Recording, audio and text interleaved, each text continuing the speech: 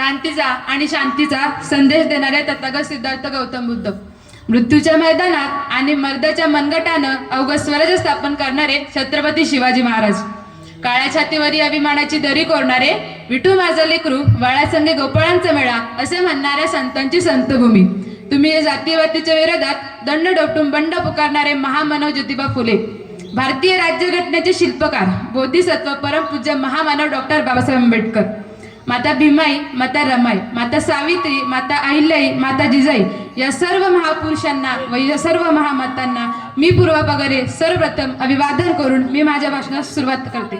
कसं असतं ना वाकायचं ना झुकायचं, ना वाकायचं ना झुकायचं, परंतु अन्यायावर मात्र पलटून वार करायचे, सन्मानाने जगायचे आणि सन्मानानेच मारायचे अशी शिकवण देणाऱ्या राजमाता जिजाऊ साहेब आज त्यांची जयंती. 12 जानेवारी 1598 रोजी बुलढाणा जिल्ह्यातील सिंदखेड राजा येथे त्यांचा जन्म झाला. त्यांच्या आई वडिलांचे नाव म्हाळसाबाई व लखुजी राजे असे होते. कसं असतं ना मैत्रिणींनो, आई वडील हे आपल्या मुलांचे नावं ठेवतात.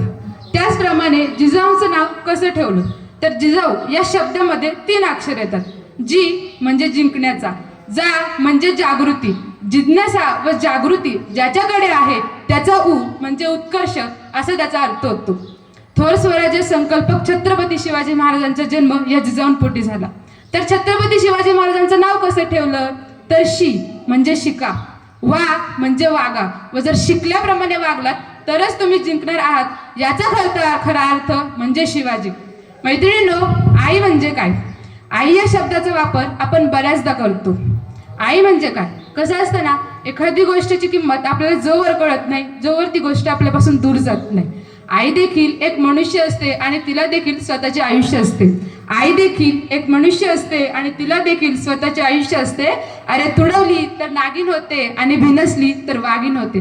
तान्या बाळाची ती नीज असते. कसं असतं ना, ती स्वतःसाठी सोडून दुसऱ्यांसाठी राबते, ती म्हणजे आई असते. त्या राजमातेला जिने छत्रपती शिवाजी महाराजांना घडवले, त्यांच्या मागे खंबीरपणाने उभे राहिली, जिने एक नाही तर लाखो मावळ्यांना मात्र माया, आपुलकी व प्रेम यांची सावली दिली, त्या वीर मातेला मी प्रथम अभिवादन करते. छत्रपती शिवाजी महाराज घडले कारण त्यांच्या मागे जिजाऊंचे संस्कार होते. ते म्हणतात ना, थोर तुमचे कर्म जिजाऊ उपकार कधी फिटणार नाही, थोर तुमचे कर्म जिजाऊ उपकार कधी फिटणार नाही, चंद्र सूर्य असेपर्यंत नाव तुमचे मिटणार नाही, नाव तुमचे मिटणार नाही. कर्तृत्व, मातृत्व आणि नेतृत्व या तिन्ही सुरेख गुणांचा संघ त्यांच्या आयुष्यात झाला होता. त्यामुळे छत्रपती शिवाजी महाराजांना त्यांनी लहानपणीपासूनच युद्धबाजी, तलवारबाजी शिकवली होती. त्यांना लहानपणीपासूनच रामायण त्याचबरोबर महाभारत यांसारख्या शौर्यगाथा शिकवल्या. त्यांनी हे विश्वाला, या जगाला दाखवून दिले की एक स्त्री, एक मुलगी, एक पत्नी व एक माता काय काय करू शकते. जेव्हा एखादी स्त्री हातातल्या बांगड्याकडून जेव्हा तलवार हातात घेते ना, तेव्हा भल्याभल्यांच्या मानात झुकतात आणि त्या झुकाव्याच लागतात. आपल्या समाजामध्ये जर कौतुकाची थाप मारणारी लोक असतात ना, तर त्या समाजातून व त्या समाजामधून एक रत्न उभारतो. खरं तर आपलं स्वराज्य हे तलवारीच्या पात्यावर नाही तर कौतुकाच्या थाप्यावर निर्माण झालेली ही सर्वात महत्वाची गोष्ट आहे. आपण म्हणतो की प्रत्येक यशस्वी पुरुषामागे एक स्त्रीचा हात असतो. परंतु आमच्या महाराष्ट्रामध्ये मात्र तसं नव्हे, तर आमच्या महाराष्ट्रामध्ये मात्र प्रत्येक यशस्वी पुरुषामागे एक आईचा हात असतो.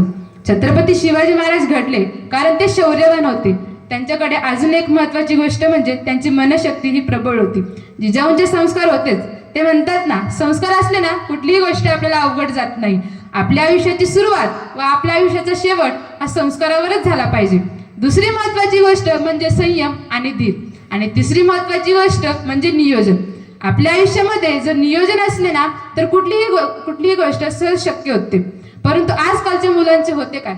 आजकालच्या मुलांच्या मनाकडे, त्यांच्या भावनेकडे कोणी लक्षच देत नाही. मात्र त्या काळात जिजाऊ होत्या. आपण म्हणतो की हल्लीची पिढी काही भरकडत चाललेली आहे, ती भल्या वेगाने गाडी चालवत आहे, परंतु त्यांच्या आत असलेली जी ऊर्जा आहे तिला बाहेर येण्याची कधी संधीच मिळाली नाही. त्यामुळे ती भल्या वेगाने गाडी चालवून ती साध्य करत आहेत.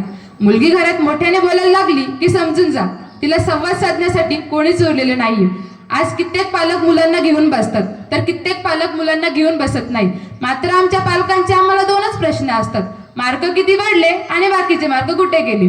परंतु ही वस्तुस्थिती आहे. हे सांगण्यासाठी मी तुमच्यापेक्षा मोठी देखील नाही, मनानेही नाही आणि मानानेही नाही. आपण म्हणतो ना की छत्रपती शिवाजी महाराजांचा जन्म पुन्हा व्हायला पाहिजे. आपण म्हणतो की छत्रपती शिवाजी महाराजांचा जन्म पुन्हा व्हायला पाहिजे. अरे छत्रपती शिवाजी महाराजांचा जन्म पूर्वी जिजाऊंचा जन्म झाला पाहिजे.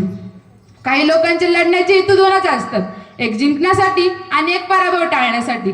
परंतु जे जिंकण्यासाठी लढतात ना ते हमखास जिंकतात, परंतु जे पराभव टाळण्यासाठी लढतात ना ते मात्र अगोदरच पराभूत होऊन जातात.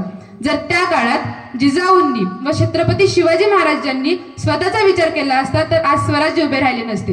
जर त्या काळात सावित्रीबाई फुलेंनी स्वतःचा विचार करून लोकांकडे लक्ष दिले नसते तर आज माझ्यासारखी सामान्य मुलगी व इथल्या कित्येक मुल्या मात्र शिकल्या असत्या.